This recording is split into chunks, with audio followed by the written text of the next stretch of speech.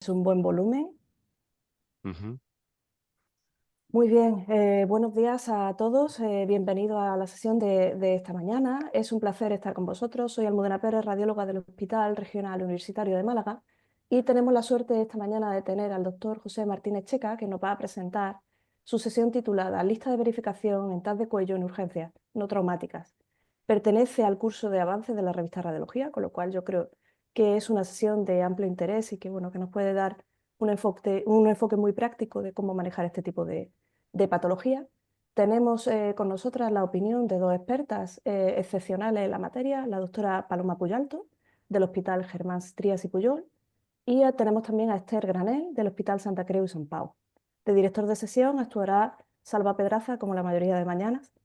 Entonces, bueno, bienvenidos todos. Recordamos a todos los asistentes que podéis dejar las preguntas que consideréis pertinentes y necesarias a través del chat. No haremos una discusión abierta, pero sí intentaremos abordar todas las cuestiones, dudas o preguntas que creáis o que consideréis necesarias a lo largo de la sesión, al final. Eh, José, buenos días, bienvenido y por favor, cuando quieras puedes empezar. Vale, muchas gracias por la presentación. Buenos días a todos. Antes de nada voy a compartir la pantalla. Creo que ya. Mm. Vale, pues nada, buenos días a todos. Yo soy José, soy parte de la sección de neurorrayos en el Hospital Virgen de las Nieves de Granada y como hemos dicho, la sesión que vamos a ver hoy trata sobre el TAC de cuello en las urgencias no traumáticas. Este es un poquito el esquema que vamos a seguir hoy. Vamos a ver con más pinceladas lo que es la anatomía y el informe, porque me quiero centrar sobre todo en esta lista de verificación que hemos dicho, que básicamente vamos a ilustrar mediante una serie de casos la diferente tipo de patología que podemos encontrar en el cuello, que veremos más adelante. Bueno, como introducción, comentaros que el TAC de cuello es la prueba de elección en urgencias siempre que queramos investigar síntomas de infección, de inflamación que puedan comprometer el tracto digestivo, para el estudio de masas cervicales o adenopatía, pero siempre que puedan comprometer estructuras vasculares de la vía aérea, y lo que nos suelen decir los médicos de la urgencia, ¿no? Descartar la presencia de accesos subsidiarios de drenaje, que muchas veces es lo más importante y así es como nos lo intentan colar muchas veces. Pero no obstante, quiero deciros que por lo general la solicitud del TAC de cuello suele estar justificada. Y es que algunos estudios recientes estiman una positividad del TAC cervical de hasta un 87%. Por lo que aunque muchas veces seamos reacios, sí que es verdad que un estudio así más específico de un área más concreta y que sí que suele, comparado por ejemplo con el TAC de cráneo, sí que suele tener una alta positividad. Respecto al protocolo de adquisición, no existen unas guías totalmente universales, pero bueno, sí que se suele recomendar incluir desde el techo de la órbita hasta el arco aórtico, hacer al menos una fase venosa con contraste intravenoso. Las demás podrían ser variables según si queremos hacer un estudio basal para ver un cuerpo extraño, si queremos necesitar una fase arterial, colocar el ROI en el cállado aórtico. Y bueno, ahí dejo un poquito volúmenes, flujos, ajustar la dosis en niños y un poco contextualizar según qué caso.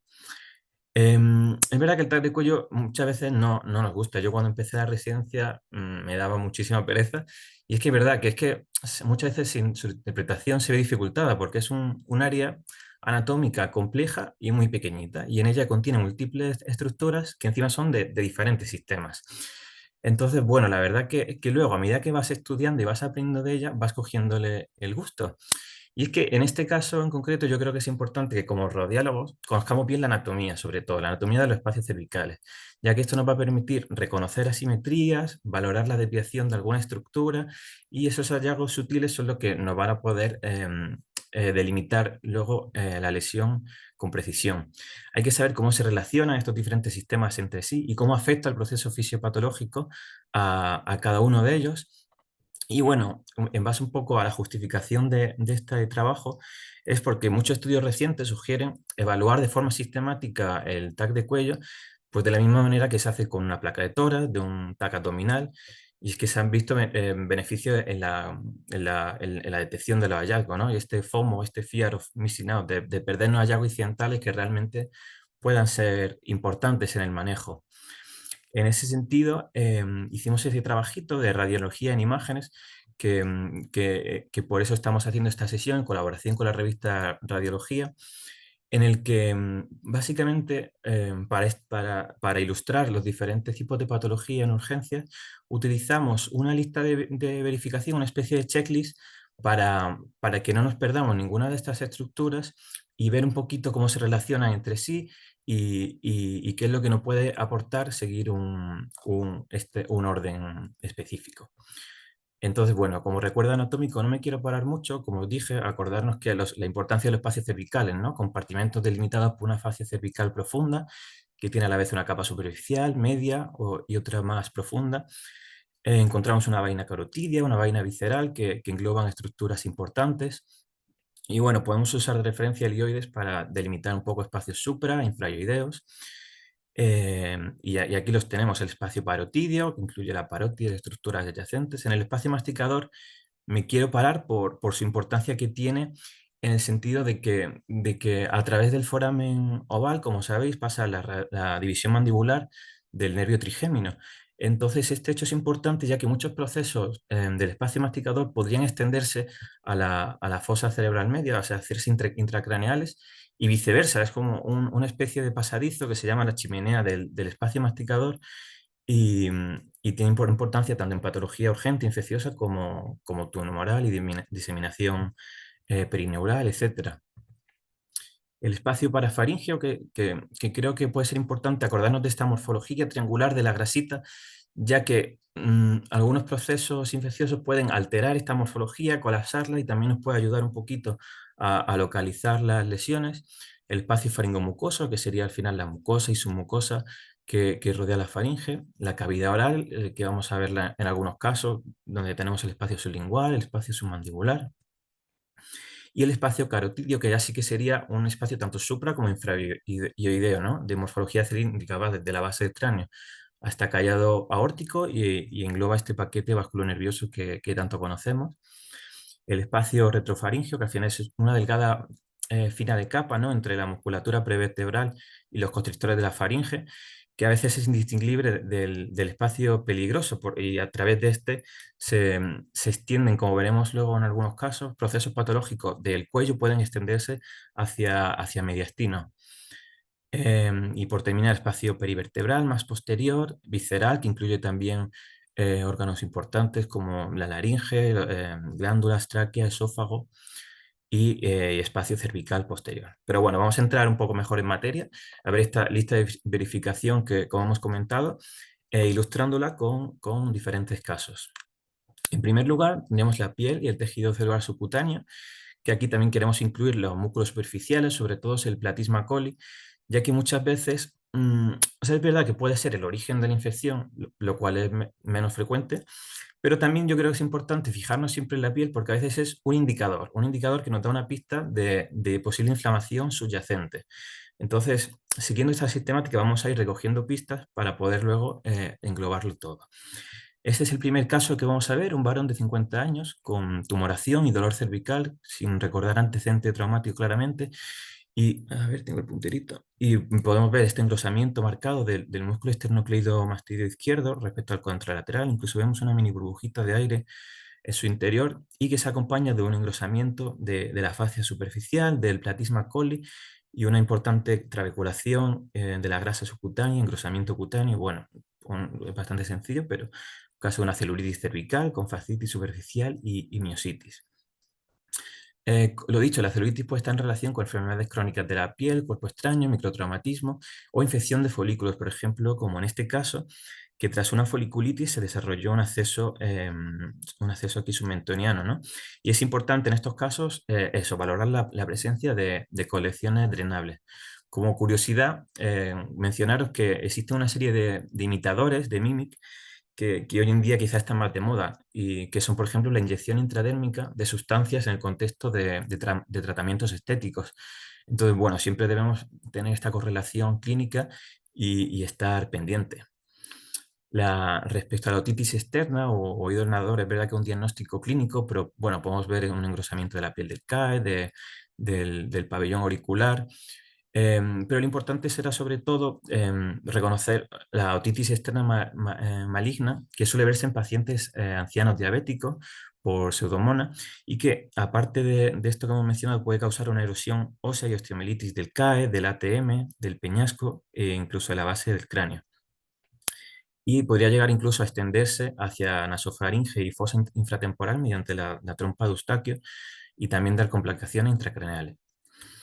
Nuestro segundo punto son los dientes y tejido periodontal, que bueno, como causas primarias de infección tampoco son tan importantes, pero por saber que están las caries, un defecto canal en el esmalte óseo, que cuando es severo y se extiende hacia la región periapical puede condicionar una periodontitis periapical, enfermedad periodontal.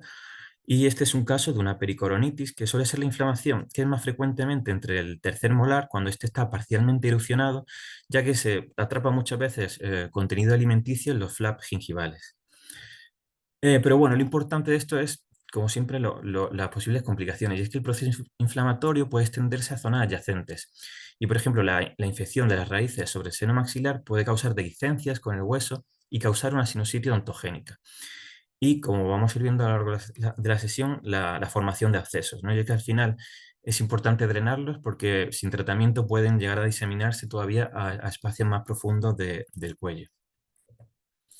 Este es un caso de un varón de 70 años con mala higiene dental, infecciones de repetición, y podemos ver esta especie de patrón permeativo con disrupción de la cortical del cuerpo mandibular, y que inmediatamente subyacente encontramos esta colección submentoniana con cambios inflamatorios de las partes blandas adyacentes en relación con una osteomielitis y un acceso submandibular. Este es otro caso de un varón de 64 años con fiebre y dolor e hinchazón en el suelo de la boca tras una extracción dental. Nos llama la atención un marcado engrosamiento de partes blandas que está centrado más en la vertiente izquierda del espacio sublingual y espacio submandibular, de atenuación un poco heterogénea, donde vemos algunas zonas más hipodensas, ¿no? Con cambios edematosos y tal. Incluso podemos llegar a delimitar una colección con contenido hidroaéreo. Y lo que más nos llama la atención de este caso y lo que debemos tener siempre en cuenta es el efecto de masa que condiciona sobre la vía aérea, ¿no? Con un desplazamiento contralateral de la orofaringe que está disminuida de calibre. Y este era un caso de una angina de Ludwig. Respecto a la angina de Ludwig, decir bueno, que es una celulitis infecciosa de estos espacios sublingual y submandibular, y que es la complicación más temida de las infecciones dentales, ya que eso puede ocasionar una obstrucción de la vía aérea. Ocurre tras infecciones, tras piercing orales, pero sobre todo es frecuente tras la extracción dental de segundo y tercer molar inferior, ya que sus raíces se extienden bajo la inserción del músculo miloideo. En los informes debemos incluir siempre que podamos la pieza dental de origen, si se ve o si se sabe, la extensión, la presencia de colecciones que puedan drenarse y sobre todo el efecto de masa sobre la vía aérea. Y acordaros que a mí me llama un poquito la atención porque yo al principio tenía el concepto de que la angina de Lowry era más un absceso, pero realmente no es necesario que existan accesos ni la presencia de gas, sino que solo con detectar esa trabeculación, ese aumento de partes blandas, esa presencia de cambios edematosos, de líquidos en los espacios sublingual y submandibular, ya nos debe orientar un poco el diagnóstico y mencionarlo para que se tenga cuidado en el manejo de ese paciente. Y bueno, como curiosidad también, las adenopatías son infrecuentes. Es un proceso que es bastante rapidito. Con nuestro tercer punto es el tracto digestivo. Este es un caso de un varón de 44 años con odinofagia y fiebre. Y bueno, es más sencillito. Tenemos un engrosamiento asimétrico de la amígdala palatina izquierda respecto a la contralateral y evidenciamos una colección un poco mal definida con un borde algo realzante, más posterior y lateral. Y vemos como bueno, es el mejor caso, pero como que esa grasa de la parafaringea se ve alterada de morfología e incluso te hace un poquito de efecto de masa sobre el borde de la orofaringe. Era una amigdalitis con un acceso periamigdalino. La amigdalitis son frecuentes, sobre todo en niños. A veces podemos ver un patrón más bibliográfico, ¿no? de amígdalas aumentadas de tamaño que se besan y con ese patrón estriado. Pero bueno, yo creo que aquí sobre todo es que diferenciamos una afectación más flemonosa, más edematosa, de la real presencia de un acceso que pueda drenarse. Y existen diferentes tipos, puede ser periamigdalino, intramigdalino o retroamigdalino. Y en este sentido, recalcar que es muy importante fijarnos cuando tenemos elongaciones marcadas de las estructuras vasculares, de la carótida interna, que a veces vemos que tiene un trayecto muy medializado, ¿no? Que como que impronta sobre el borde posterolateral de la luz faríngea. Y es que esto es importante debido a que si se drena o se opera, podría incisionarse de manera accidental. Entonces es importante siempre que podamos informar la distancia que existe entre esta y la lesión. Este es un caso de un varón de 71 años con insuficiencia respiratoria aguda y podemos ver un engrosamiento de lo que sería la epiglotis, del repliegue ariepiglótico más izquierdo y que tiene como una atenuación más disminuida e incluso podemos ver aisladas microburbujitas de aire. Era un caso de una epiglotitis aguda. Respecto a esta, deciros que, bueno, es un diagnóstico clínico nuevamente y que nunca el manejo de la vía aérea debe retrasarse a la realización de una prueba de imagen, que si realmente se sospecha, se debe tratar como tal y pero que sin embargo, si nos encontramos hallazgos que la puedan sugerir en un contexto pues, que puede inflamarse también por contigüidad de estructuras adyacentes, sí que es importante recalcarlo pues, y siempre fijarnos en valorar bien la permeabilidad y el calibre de la luz de la vía aérea, que al final es importante. Y bueno, esto es un caso para que veáis como una epilotis más normal y otra epilotis más engrosada, así como los repliegues. A continuación vamos a ver la impactación faringoesofágica de cuerpo extraño, que, por ejemplo es lo que decía antes, que sí que puede ser una buena utilidad hacer un TAC cervical directamente sin contraste, ya que esto nos va a permitir valorar la atenuación de posibles cuerpos extraños. Lo más frecuente que la causa de impactación sean espinas de pescado o huesos de pollo y vamos a ver una atenuación aumentada. Sin embargo, también se puede impactar el mismo bolo alimenticio y ver una atenuación más mixta. Lo más importante en este caso es buscar signos indirectos de perforación, que van a ser la presencia de burbujas de gas o líquido extraluminal. Y en este caso sí que va a ser fundamental realizar el TAC con contraste para descartar la presencia de colaciones retrofaríngeas. Este es un caso de un varón de 56 años que acudió a urgencias por cialorrea, disfagia y una sensación de cuerpo extraño tras referir un atragamiento con un hueso de pollo. Esta es la radiografía que se hizo a su llegada a urgencias, donde vemos un marcado enfisema subcutáneo, que luego se confirmó, como veis en el TAC, con este enfisema que iba disecando prácticamente la totalidad de los espacios cervicales profundos. Y si nos fijamos bien, aunque no se llegó a encontrar el cuerpo extraño, se vio un engrosamiento concéntrico del esófago con una posible solución de continuidad en su pared posterolateral derecha y que podía estar en relación con una perforación esofágica. De hecho, este es el TAC que se realizó de control a las 4 semanas y como hemos dicho, hay que buscar siempre los accesos. En este caso, había desarrollado un importante acceso retrofaringio que se extendía ya a través del espacio peligroso hacia mediastina. Vale. Estos accesos retrofaringios, pues eso, se pueden ocasionar por la extensión directa, por el drenaje linfático de los ganglios retrofaringios. Esto ocurre en los niños sobre todo. Entonces, cuando estas adenopatías se rompen, forman accesos. Y luego también por contigüidad, ¿no? Por discitis, por osteomielitis o por algo traumático, una perforación esofágica o un traumatismo penetrante. Y lo importante de reconocerlos es eso, que se pueden extender al mediastino a través del espacio peligroso. En cuanto al cuarto punto, lo denominamos espacio y es verdad que incluye cosas más variables, pero un poco para intentar agrupar lo máximo posible las diferentes estructuras y que sea más fácil encontrarlas luego. Respecto a los espacios neumatizados, prestar especial atención también en pacientes diabéticos, neutropénicos, por la posibilidad de la sinusitis fúngica invasiva. Lo habitual es ver una especie de masa, de pseudomasa, más bien dicho, de partes blandas que condicionan cambios erosivos en los márgenes óseos. Sin embargo, quería mencionar que realmente, dada la naturaleza angioinvasiva de estas lesiones, no es necesario que exista esta destrucción ósea para su extensión. Y nos vamos a tener que fijar en ciertos marcadores, como uno muy típico sería la infiltración de la grasa periantral. Em, a ver, bajar esto. Y también en la órbita la infiltración de la grasa tanto intra como extracorneal en este caso, que van a ser indicadores de esta invasión mediante este proceso angioinvasivo.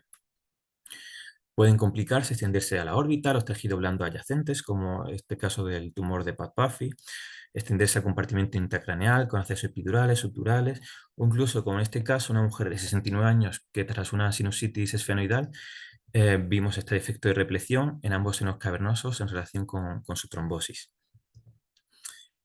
Bueno, respecto a la automastitis aguda, parecido, no es tanto la labor radiológica de valorarla, sino que de descartar posibles complicaciones asociadas. Cuando van progresando, pueden ir erosionando los septos mastideos y formar una mastoiditis coalescente, y tenemos que prestar atención en pacientes con el APES pedroso neumatizado por la posibilidad de desarrollar una apendicitis petrosa que se extienda a base del cráneo. Ese es un caso de un varón de 58 años con una tumoración dolorosa y crepitante preauricular, donde vemos esta ocupación de celdillas mastoideas y del oído medio que condicionaba una erosión de la cortical externa, formando un acceso preauricular. Y es que eso, acordarnos en la osteomastiditis, que cuando se erosione la cortical externa pueden formarse, facilita formación de accesos hacia el espacio cervical, y que sin embargo, cuando lo que se erosiona es la cortical interna, debemos fijarnos siempre en posibles complicaciones intracraneales, incluyendo la trombosis del seno sigmoide. Si por contigüidad está cerca, podríamos valorar realizar un angiotac venoso si se sospecha clínicamente. Y este es un caso de una hematitis complicada con que tras la administración de realce intracranealmente tenía esta ligera captación, engrosamiento captante de la hoja del tentorio, y en la región temporal izquierda una especie de zona hipodensa con márgenes mal definidos, algo de realce que podría corresponder a una cerebritis o acesificación incipiente. Los espacios vasculares es siempre importante valorarlos para también las arterias del polígono de Willis para detectar posible patología incidental, sobre todo. Normalmente la pared de los vasos tiene unos bordes finos, pero podríamos ver en algunos casos raros de inflamación, de dolor cervical que puede estar causado por inflamación arterial cervical, y ver una especie de engrosamiento mural concéntrico que se suele asociar con vasculitis. Este es un caso, un varón de 55 años con dolor submandibular y tumefacción cervical. Estos hallazgos nos suenan ya lo hemos visto, estos hallazgos de engrosamiento asimétrico hiperrealzante de la amígdala. Y claro, si nos quedáramos solo con eso, pues tendríamos este diagnóstico, pero por eso este caso como que refleja un poquito la importancia de ver todo bien y de que no se nos pase ninguna estructura, porque si esto lo correlacionamos con otros hallazgos que vimos, por ejemplo, este defecto de repleción de la vena yugular interna izquierda, que asociaba un engrosamiento mural concéntrico y realzante, pues hilando esos conceptos nos dio el diagnóstico de síndrome de Lemierre, que al final es una tromboflebitis séptica, ¿no?, de la vena yugular interna. En este caso, afortunadamente para el paciente, no tenía diseminación de émbolos sépticos pulmonares, que es lo que le da a esta patología su alta mortalidad. Entonces, por eso es importante siempre ver todo bien y relacionar los diferentes hallazgos. Las anomalías del arco branquial las coloco aquí en este apartado de espacios vasculares, básicamente por tenerlas en cuenta y por localización, ¿no? Ya que hasta el 95% son del segundo arco branquial, y la localización más frecuente es en el espacio carotidio, ¿no? Es entre la bifurcación carotidia y el ángulo mandibular. Y pueden ser fístulas, seno, y lo más frecuente que sean quistes, que no tienen conexión interna ni externa, y que son importantes en la patología urgente porque también se pueden infectar y dar clínica e inflamación. Los espacios linfáticos realmente no es el objetivo de esta sesión, únicamente tenerlos en cuenta y valorarlos también por lo mismo, porque nos puede ayudar a reconocer adenopatías de un patrón más reactivo, más metastásico, porque si tenemos una especie de masa, de lesión de la mucosa, pues nos puede intentar ayudar a orientar si es algo más infeccioso, si es algo más tumoral. Entonces siempre es importante correlacionarlos. Y bueno, este es un caso de una linfadenitis cervical por micobacterias que se fistulizaba a la piel, por poner algún casito de tal. Y bueno, respecto a las glándulas, hablar del tiroides, que no normal, que muchas veces lo encontramos aumentado de tamaño, o que un bocio con nódulos, pero lo importante en urgencia es siempre valorar su posible efecto de masa sobre la vía aérea, las estructuras vasculares y tal. Este es un caso de un varón de 29 años que tuvo un antecedente de un quiste de arco branquial intervenido, que venía con clínica de tumefacción cervical, y se ve esta área mal delimitada, hipodensa, que se extendía un poquito anteriormente con pérdida de grasos con la musculatura más anterior. y se dio de tiroiditis infecciosa aguda. Esta es una patología poco frecuente, pero sí que debemos intentar acordarnos de ella pues, en pacientes inmunocomprometidos o, como en este caso, con antecedentes de anomalías del cuarto arco branquial o del quiste tirogloso. En la enfermedad de Graves también vamos a ver un bocio aumentado de tamaño, pero lo importante sería más bien reconocer la oftalmopatía, ¿no? Vamos a ver un esoftalmos que habría que medir, trazar una línea intercigomática y medir la distancia entre esta y el borde anterior del globo ocular, que debe ser inferior a 23 milímetros, y sobre todo este agrandamiento que por lo general de la musculatura, o sea, este agrandamiento de la musculatura extraocular, que suele ser de una forma simétrica y bilateral, y además va a asociar a una trabeculación de la grasa tanto intra como extraconal. Este es un caso de una mujer de 88 años con dolor submandibular que se acentuaba tras las comidas y que podíamos ver un marcado engrosamiento de la glándula submandibular derecha asociando cambios inflamatorios de partes blandas adyacentes, y encontramos una imagen sugestiva de xarolito en la porción distal del conducto submandibular, ¿no? Era una sumaselitis litiásica. Respecto a las glándulas salivares, comentaros que la parotiditis es más frecuente en ancianos de causa por accesión bacteriana de bacterias desde la cavidad oral, mientras que las submasilitis suelen ocurrir más por sialolitiasis obstructiva. Sin embargo, cuando sean bilaterales, deberemos pensar en una afectación vírica o autoinmune, y este es un caso de una parotiditis litiásica y con ya la formación de un acceso. Por acabar, fijarnos también un poco como lo dicen, en las esquinitas, ¿no? En las esquinitas de la foto. Por la parte de arriba el sistema nervioso, acordarnos del cerebro, de las órbitas, y por la parte de abajo del mediastino superior, de los ápices pulmonares y el mediastino. Respecto al sistema nervioso, el cerebro va a ser importante sobre todo, pues como hemos visto en este caso de antes de la meningitis y la posible cerebritis como complicación de una automastitis, pues de valorar estas complicaciones y la posible extensión intracraneal de los hallazgos, acordándonos también de esa chimenea a través del foramen oval por el que se pueden difundir.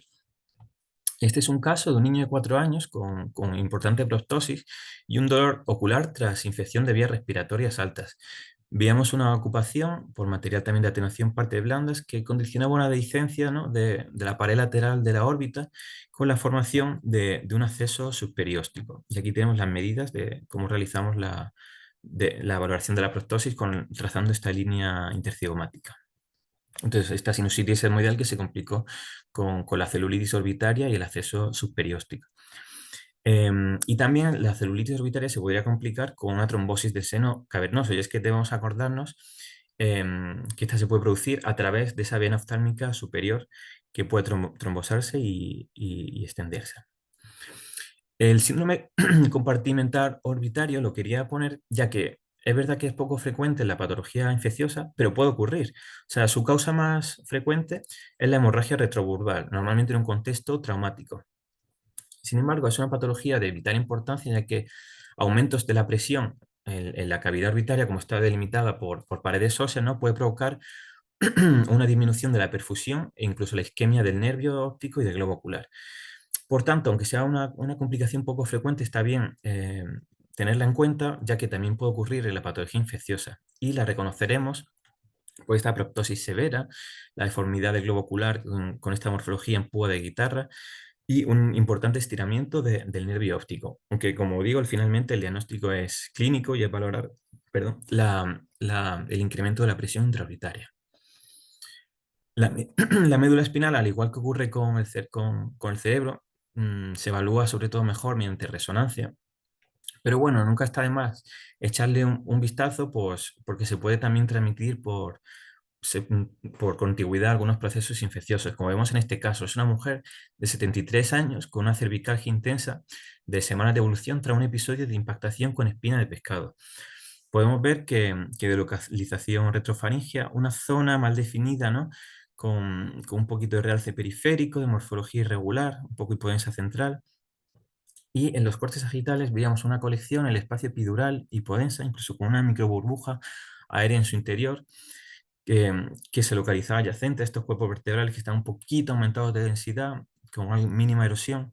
Y es que si vemos en este corte axial, el acceso epidural se encontraba aquí, es que está al mismo nivel exactamente que este posible accesito retrofaringeo que ocurrió tras la impactación de la espina de pescado y puede condicionar esta espondilodicitis cervical y la formación del acceso epidural. Y ya por terminar con el tórax superior, simplemente mencionar los ápices pulmonares, que no se nos olvide mirarlos, ya que muchas veces podemos ver, o sea, primero que nos puede ayudar también, por ejemplo, en un caso de Lemierre, si veríamos émbolo séptico, nos puede ayudar un poco a asociar todos los hallazgos y también por la posibilidad de encontrar hallazgos incidentales que realmente cambien el manejo clínico del paciente, con el típico tumor de Pancoas que está en el ápex superior, ¿no? Y que es bastante importante para reconocerlo.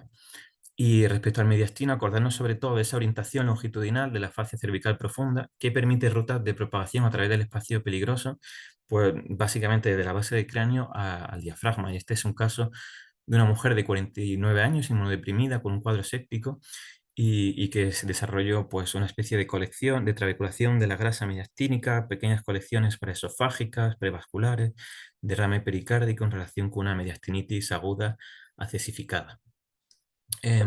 Respecto al informe radiológico y la síntesis de los hallazgos, bueno, únicamente había puesto este ejemplo porque yo creo que lo más importante, sobre todo, no perdernos nada en el reconocimiento de los hallazgos, ¿no?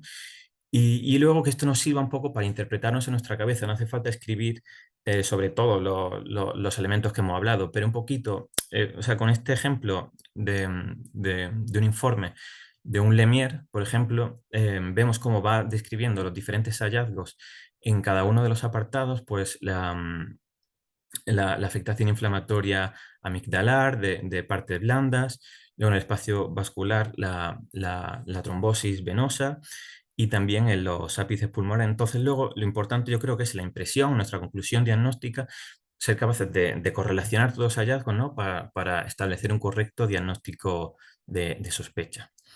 Y nada, eso ha sido un poco la revisión. Como conclusión, recordar que la TAC cervical con contraste es la prueba de elección en urgencias cervicales no traumáticas y que debido a la complejidad de su anatomía es recomendable valorarla muchas veces de forma sistemática y pues bueno, proponemos estos 7 elementos descritos, pero cada uno puede tener los suyos.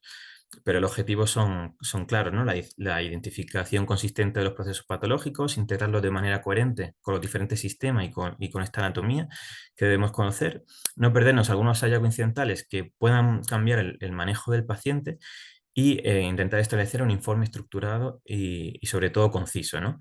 Y nada, y acordarnos de todas estas pinceladas que hemos visto, sobre todo de patología más urgente, tener siempre el ojo puesto en la vía aérea, ¿no? Que es lo más importante, y cómo pueden afectar estas patologías y, o sea, cómo realizar un correcto manejo y que no se nos pasen cositas importantes.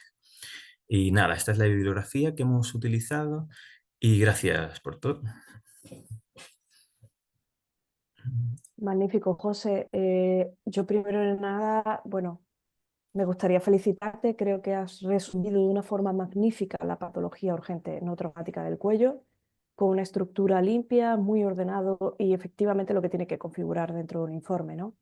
La radiología es tan útil como útiles seamos a los profesionales que colaboran con nosotros.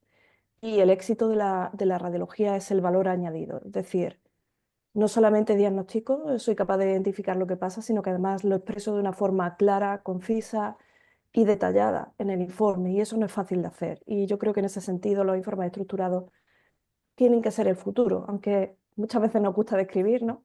Intentar contar lo que hemos visto, lo que nos impresiona de la imagen. Lo que tenemos es que aportar claridad. Es decir, nuestro informe tiene que ser eh, una herramienta para el diagnóstico, para llegar a conocer exactamente qué le ocurre al paciente y facilitar el trabajo a otros profesionales. Y creo que lo ha resumido de una forma magnífica. No sé si las expertas quieren hacer algún comentario al respecto. Tenemos algunas preguntas, ¿eh? Pero si queréis decirle algo a José. Bueno, yo felicidades, José, muy, casos muy bonitos. Y, y bueno, yo solo quería enfatizar algunos puntos un poco más para, bueno, para los resis que estén aquí conectados o la gente que tenga menos experiencia, ¿no? El tener en cuenta que cuando uno valora muchos estudios en urgencia, sobre todo estos que te vienen con infecciones de espacios profundos del cuello, de glándulas salivares, que a veces son lesiones que puedan ser tumores sobreinfectados, a veces que puede ser complicado saber si es una cosa u otra, pues tener también eso en la mente, ¿no? De pensar que a veces tienes también esta posibilidad y que en esos casos también hay que seguirlos y controlarlos para que no se nos pase nada, ¿no? Después, en cuanto a los estudios que comentas que hay veces que se hacen sin contraste, sí que hay que valorar cada caso individual porque no es lo mismo un paciente en el contexto de urgencias que en situación de un estudio ambulatorio. Por ejemplo, te viene una paciente joven que quieren descartar una sialolitiasis sin más. Y dices, bueno, pues aquí me puedo plantear hacer un simple, ver si y la piedra y ya está. Si es un paciente ya más mayor, pues te puedes plantear hacerle un TAC dual, ya valoras si hay piedras, si hay alguna lesión además, o si la glándula está inflamada, si hay cambios inflamatorios, etcétera, ¿no? Y quizá en los cuerpos extraños, pues el TAC dual aquí también te aporta bastante. En cuanto a las infecciones, siempre, tanto en senos paranasales, en el cuello, em, mirar bien los dientes, porque caries hay muchas, o sea, es muy frecuente, pero las complicaciones, las infecciones de origen dentario son muy, muy frecuentes en urgencias, sean mayores, sean jóvenes, en cualquier franja de edad. Siempre mirar bien los dientes, que no se nos olvide. Y luego el papel de la resonancia en las otitis, las sinusitis, las celulitis orbitarias, pues tener presente que cuando hay complicaciones, cuando hay sospecha de complicaciones, siempre tener ahí, recomendarle el estudio, completar el estudio con resonancia para que no se nos pasen empiemas, colecciones subdurales, cerebritis, trombosis, todas estas complicaciones intracraneales que sean bien estudiadas y que no se nos pasen por alto. Y por mi parte creo que... Y luego la afectación retrofaríngea, siempre pensar en alargar el mediastino para que si se ha progresado la infección abajo. Sí, de hecho debería, ¿no? En todos los cuellos que se sospeche que hay un proceso infeccioso se debería llegar mínimo a carina, es lo que te Eh, recomiendan en la... Totalmente de acuerdo, totalmente de acuerdo. Perdón, Paloma, no sé si quieres comentar algo. Bueno, felicitar al doctor Martínez Checa tanto por la ponencia como el artículo de revisión de radiología, que lo tenemos todos para ahí como un poco de checklist.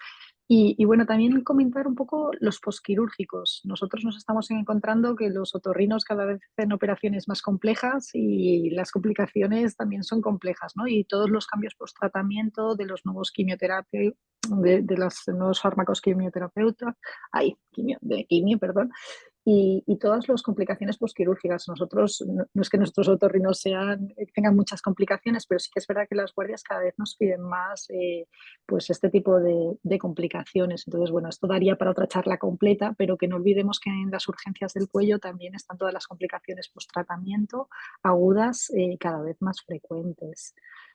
Sí, con la inmuno además se están viendo también otro tipo de complicaciones. Esto. Como tú dices, Paloma, es para dar otra charla solamente complicaciones del cuello tratado, ¿no? Eso es. Pero bueno, ha sido de verdad, ha sido una revisión magnífica y la imagen es una calidad eh, enhorabuena, o sea, de verdad creo que ha sido un trabajo excelente. Vamos a pasar con las preguntas de de la audiencia. Salva nos ha hecho varias preguntas que yo creo que son muy interesantes y que, bueno, que podemos intentar darle una respuesta. Pregunta que si en tu experiencia es posible obtener un consenso para la realización del informe estructurado con valoración cuantitativa en el estudio de TAC de cuello en urgencias no traumáticas. Básicamente es si tú crees que sería bueno tener un consenso. Sí, o sea, yo creo que sí, yo estoy a favor de informes estructurados siempre que al final colaboren que le ayuden al clínico un poco, que al final es Exacto. la función fundamental. En este caso, sí que creo que no tanto me parece importante el informe, sino un poco nuestra valoración, para que no se nos pierda nada y poder relacionarlo todo bien. Pero, pero sí, desde luego que podría estar bien intentar establecer algún tipo de consenso y todo, sobre todo por ayudar un poco a la clínica y tener una mejor comunicación, ¿no? En el mensaje de lo que queremos transmitir. Sí, lo que han demostrado los informes estructurados es que efectivamente mejora la comunicación, disminuye la variabilidad en las descripciones y que, bueno, evitan que te comas pequeñas cosas, ¿no? Lo que tú comentabas, la ansiedad por no comerte hallazgos incidentales. Yo estoy totalmente de acuerdo. Actualmente hay un grupo de trabajo de cabeza y cuello dentro de la Sociedad Española de Neuro y se está trabajando en en la elaboración de consensos. De hecho, acabamos de publicar en la página web un protocolo, un informe estructurado sobre cómo informarse en los paranasales. Entonces voy a tomar nota, lo voy a transmitir al grupo, porque podría ser un buen proyecto y bueno, eh, quizás podríamos intentar abordarlo. Te lo digo ya, no te quiero hacer un compromiso, pero es probable que te intentemos abordar porque efectivamente, ¿no? Los informes estructurados son el futuro. Vale, vamos a pasar a la siguiente cuestión. No tenemos mucho tiempo, pero vamos a intentar responder un par de preguntas. Nos pregunta también Salva si existen herramientas de inteligencia artificial para ayudar en el manejo del estudio del TAC de cuello en urgencias no traumáticas. Pues yo la verdad que no tengo mucha experiencia en el área de cuello y sí que es verdad que quizá en detección algo más intracraneal pero la verdad que no tengo experiencia en ese sentido o no he llegado a ver donde he trabajado de ninguna herramienta que pueda ayudarnos. No sé ahora mismo si... Yo tengo entendido que existe actualmente y está Ujú. aprobada, están pendientes de la aprobación de la FDA, pero existe y se vende el software para la detección de fracturas cervicales. Fracturas. Eso sí existe y tiene una buena precisión. Está basado en modelos de deep learning y funciona. En cuanto a la detección de accesos, creo que están trabajando en algunos grupos en ello. Nosotros en Málaga, por ejemplo, hemos desarrollado varios algoritmos para hacer detección de patología de forma automatizada, pero concretamente no es para urgencias. Tenemos uno para valoración de recurrencia y tiene una precisión del 90%, también basado en Deep Learning, ¿no? Hicimos un etiquetado de 19.000 imágenes. Pero concretamente de urgencias como tal, yo sé que está validado y que está pendiente de aprobación el de fractura y funciona. O sea, pero sería interesante, o sea, hacer una detección de acceso, ¿no? Una determinación de áreas afectadas, de trombosis de vasos. Eso es relativamente fácil para un algoritmo, es decir, identificar una simetría en el relleno de un vaso. Las estructuras anatómicas, la gran mayoría son relativamente predecibles y concretamente las vasculares lo son. Entonces, bueno, creo que ahí hay terreno y bueno, es una pregunta interesante, pero actualmente no hay mucho más desarrollado hasta donde yo sé. No sé si tú, José, o alguna de las expertas tenéis más experiencia al respecto. Bueno, pues yo creo que es un campo interesante, ¿no? Para seguir desarrollando. Otra pregunta, también de Salva. ¿Cuáles son las diferencias en la realización en pacientes pediátricos del estudio de TAC de cuello en urgencias no traumáticas? Mm, Bueno, yo sobre todo lo que he visto y tengo experiencia es en el ajuste de la dosis, ¿no? Ajustar sobre todo la dosis de 1 mililitro por kilogramo y luego la variación de los parámetros para disminuir la dosis. Y bueno, también lo comentábamos un poco antes de la charla, pero justo en esta población pediátrica sí que puede ser, pero es que claro, esto está más orientado a esta sesión a adultos, pero sí que puede ser más útil abarcar un poco la utilidad de la ecografía en este caso, sobre todo, sí que podría ser importante, sobre todo eso en términos de disminuir posibles complicaciones de dosis de radiación y tal. Sí, la ecografía hace un excelente despistaje, incluso para los accesos para faringe, es Exacto. decir, es capaz de detectar si hay un proceso infeccioso, si hay una colección, ya te plantea hacerle una tomografía al paciente. Sobre todo lo que hay que trabajar son las dosis de contraste que le administra al paciente, el flujo, intentar moderarlo en función de la vía que le puedas coger, eso depende de la edad del paciente, y evidentemente la técnica del TAC, ¿no? Tienes que disminuir las dosis de radiación. O sea, y eso es necesario tener parámetros ajustados. En la literatura hay mucho escrito sobre esto. No sé si conocéis los protocolos de la Universidad de Wisconsin, tienen publicados protocolos, son de general, pero se pueden aplicar, se pueden intentar modular para trabajarlos con diferentes equipos. Tienen toda una colección de protocolos de TAC, entonces si no disponéis de protocolos específicos de algún tipo en vuestro centro, os recomiendo que visitéis la web, son públicos, son gratuitos y básicamente te dicen cómo estudiar casi cualquier cosa. O sea que si tenéis una población pediátrica o estáis empezando a trabajar con niños y tenéis dudas, creo que es una buena referencia. Vamos a pasar a la siguiente pregunta. tenemos una pregunta muy interesante que además es una cuestión que yo te quería preguntar. ¿Qué utilidad tiene diferenciar la localización de un acceso periamigdalino de intraamigdalino de retroamigdalino? Y Mm, esto sí que creo ujú. Sí, que eso, para la audiencia es muy, muy docente. Y puse esa limitación en la diapositiva, aunque realmente están dentro del mismo espectro, porque realmente un acceso periamigdalino sería lo más frecuente, ¿no? Al final este se suele localizar más bien superolateralmente a la amígdala, porque se producen tanto por la propagación directa, pero sobre todo por la obstrucción de las pequeñas glándulas salivares, o sea, las glándulas salivares menores de Weber, que se obstruyen y es muchas veces eso lo que condiciona el acceso y no tanto la propia amigdalitis. Y eso se suelen localizar más superolateralmente, aunque es variable. Y se puede diferenciar de uno más propiamente intratonsilar, ya que esto, por lo que he leído muchas veces, o sea, tienen mejor pronóstico, muchas veces ni siquiera necesitan ser drenados y tienen muy poca recurrencia.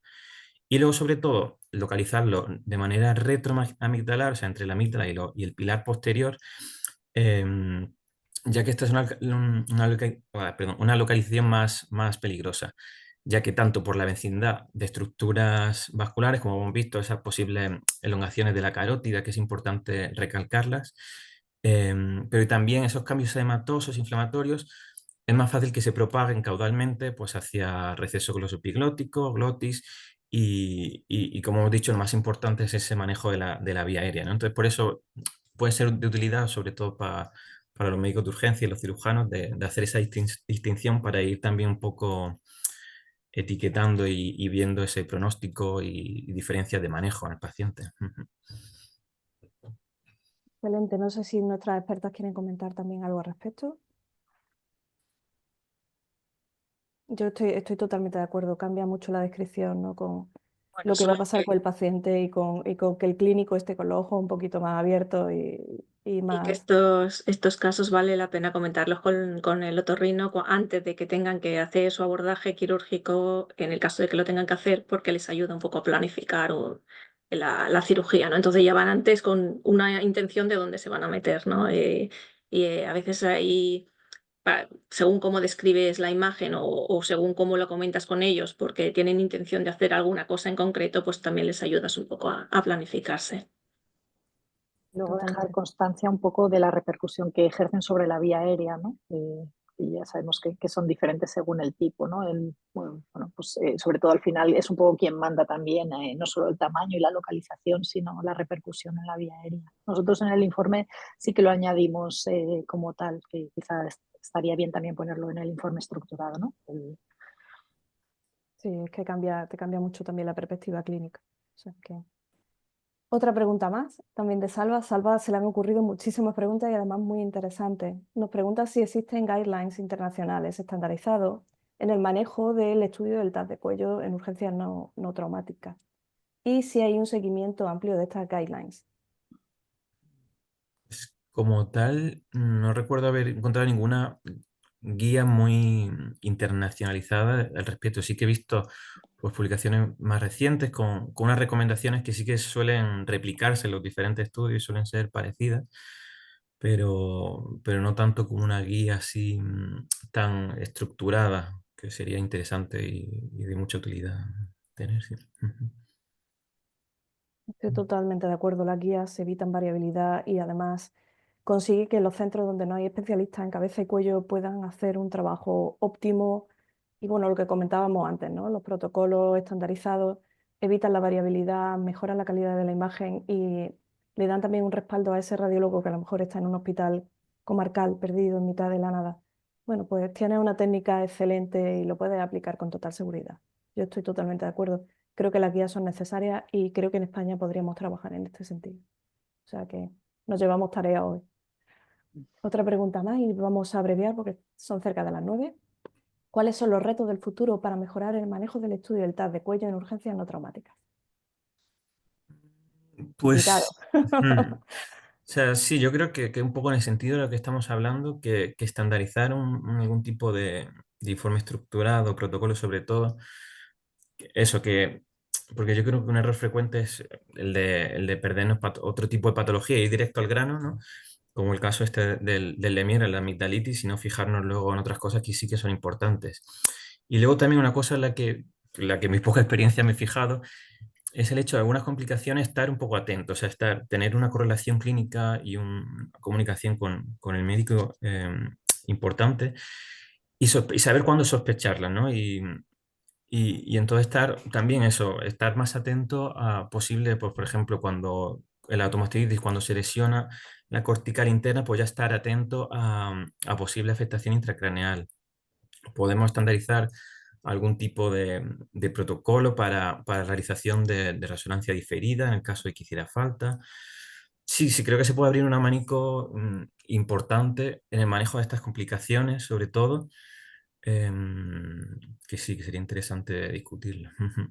Sí, yo creo que las sociedades científicas tenemos que impulsar esto, es decir, todo más protocolizado, todo más estandarizado y tener claras las respuestas, ¿no? Es decir, qué tengo que mirar, qué no me puede faltar, lo que comentabais, Sí. ¿no? No me puede faltar revisar los dientes, no me puede faltar ver vía aérea, ver estructuras vasculares, etcétera. Y esto tiene que ser mandatorio, es decir, no cabe discusión. Y eso mejora la calidad de la práctica clínica, estoy de acuerdo.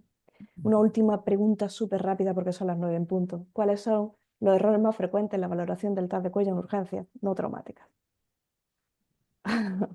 Vale, es Yo que no me creo quiero que, repetir, yo creo que todo el mundo se ha comido alguna vez pero un acceso muy pequeño. No ocurre a veces los típicos accesos muy pequeños adheridos o sea, en la propia encía, ¿no? En la mucosa gingival. Si no estás muy atento, sobre todo lo que decía José, ¿no? La grasa ahí te ayuda. Los cambios en la grasa te ayudan a detectar las colecciones laminares. Yo creo que eso es un error frecuente. No sé la experiencia de nuestras expertas al respecto. ¿Qué opinan? Sí, totalmente. Y a veces, pues bueno, no encontrar los cuerpos extraños, ¿no? Por no dedicarle suficiente tiempo. No sé, el dual, la verdad es que a nosotros nos está ayudando para estas cosas un poco más pequeñas de detalle, pero sí, son cosas que nos van pasando. O alguna rama vascular, ¿no? O bueno, alguna vena más periférica, etcétera. ¿El dual tiene alguna limitación en cuanto a tamaño? Es decir, por ejemplo, comentábamos antes para la litiasis. Está demostrado que las litiasis menores de 3 milímetros, sobre todo los virtuales y contrastes distintos, es que hagas un virtual a 140, ¿no? Cuando Ujú, trabajas a 140 kiloelectronvoltios, es como si ujú, tuviese un virtual sin contraste. ujú. Ahí puede que no, pero si haces un virtual sin contraste estándar de la mayoría de los vendedores, una litiasis de menos de 3 milímetros se la puede cargar y no la ves. Entonces, los duales son muy útiles, yo los uso muchísimo y creo en el TAC dual, pero hay que saber las limitaciones y yo creo que en ese sentido también hay que trabajarlo. No sé qué opina Esther.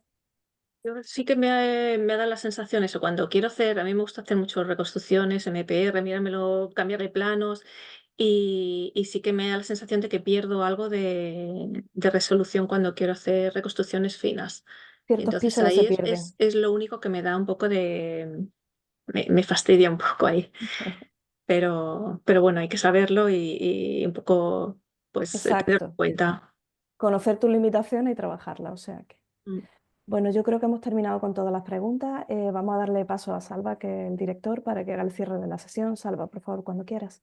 Perfecto, Almudena, muchísimas gracias por tu excelente moderación. También muchas gracias, Paloma, a Puyalto, muy interesantes todos tus comentarios y también Esther Granel, muchas gracias por todas las aportaciones. Y José, yo creo que nos ha gustado mucho tu sesión, es muy útil, todos vamos a tener tu artículo para mirarlo. Yo creo que un poco para hacer un pequeño resumen nos has puesto deberes, ¿no? Aparte de mirarnos los 7 puntos del checklist, y también por los comentarios de Almudena y de Paloma y de Esther. Tenemos que ponernos al día de hacer el protocolo de TAC dual, tenemos que consensuar los protocolos, también todo lo que se ha comentado que en Andalucía se está haciendo, y también tenemos que mirar un poco enseguida que acabe la sesión el protocolo de Wisconsin para ver lo de pediatría. Eso nos ha llamado la atención. No sé si quieres añadir algún tema más, José, en tu experiencia.